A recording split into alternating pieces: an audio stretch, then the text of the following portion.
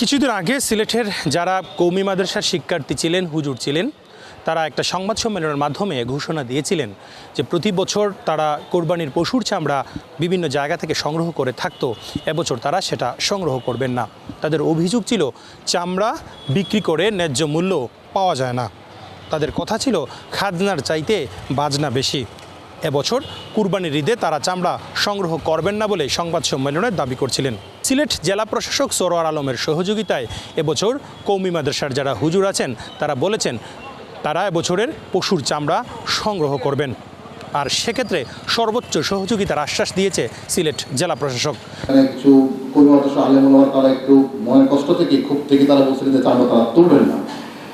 তো এটা নিয়ে তাদের সাথে আমরা বেশ কয়েকবার বসছি, গতকালকে বসেছিলাম রাত্রে, এর আগে দুইবার বসছি এবং গত 3-4 দিন আগে একটা মিটিং হয়েছে আমাদের। আমাদের চামড়া ব্যবসায়ীরা ছিলেন, আমাদের এরা ছিলেন, আমাদের আলেমুলামা ছিলেন, একই সাথে আমাদের বাণিজ্য মন্ত্রী মহোদয় অনলাইন যুক্ত ছিলেন, আমাদের সিটি প্রশাসক ছিলেন। সেই মিটিং সিদ্ধান্ত হয়েছে তারা চামড়া সংগ্রহ করবেন। সিলেট জেলা প্রশাসক সরোয়ার আলম বলেন এবছর 345 টন লবণ রাখা আছে, অর্থাৎ কুরবানির পশুর চামড়া যাতে দ্রুত সময়ে সংরক্ষণ করা যায় সেই লক্ষ্যে মাদ্রাসাসহ যারা পশুর চামড়া সংরক্ষণ করবেন তাদেরকে এই লবণ তারা বিনামূল্যে দিবেন। এবারও আমাদেরকে সরকার যেটা করছেন, আমাদেরকে চামড়া সংরক্ষণের জন্য লবণ দিয়েছে।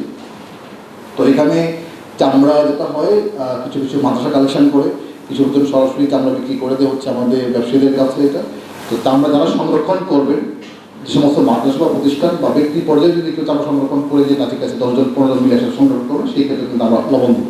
জেলা প্রশাসক বলেন সিলেট শহরসহ সিলেটের বিভিন্ন উপজেলার সব জায়গায় চামড়া সংগ্রহের জন্য তাদের মনিটরিং টিম থাকবে।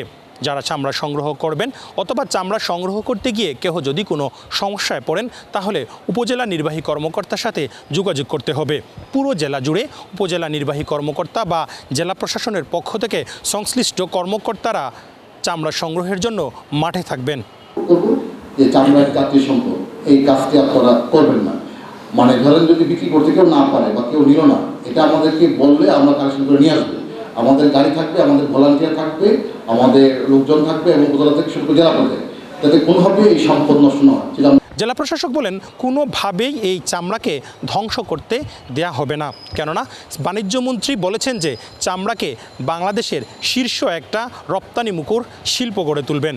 সেক্ষেত্রে এবারের পশুর চামড়া সংগ্রহে কোনো গাফিলতি মেনে নেওয়া যাবে না। মূল্য প্রাপ্তিটা ডিপেন্ড করে আমরা কোয়ালিটি এনশিওর করতে পারলে যদি ভালো পশু খাতে পারি সেটা আমরা আশা করছি যে ভালো একটা মূল্য পাবো। আর আরেকটা হচ্ছে যে সিলেটের চামড়া একটু টেকনিক্যাল সমস্যার কারণে আমরা উপযুক্ত মূল্য পাই না। তো তারপরে চেষ্টা করবো যে আমরা যাতে মূল্যটা পাওয়া যায়, সম্পদ যাতে কোনোভাবে নষ্ট না হয়, এটা একটু মনে থাকবে। জেলা প্রশাসক বলছেন প্রতিটা উপজেলাতে তাদের টিম থাকবে। এখন প্রশ্ন হলো এই টিম কিভাবে মানুষের সাথে যোগাযোগ রক্ষা করবেন। যদি কোনো ব্যক্তি চামড়া সংগ্রহে সমস্যার মধ্যে পড়েন তাহলে ইউপি চেয়ারম্যান স্থানীয় উপজেলা প্রশাসনের সাথে দ্রুত যোগাযোগ করবেন, কেননা চামড়া একটি মূল্যবান সম্পদ, এটিকে কোনোভাবেই ধ্বংস করতে দেয়া হবে না। হুসাইন আহমেদ সুজাদ, ৭১ সিলেট।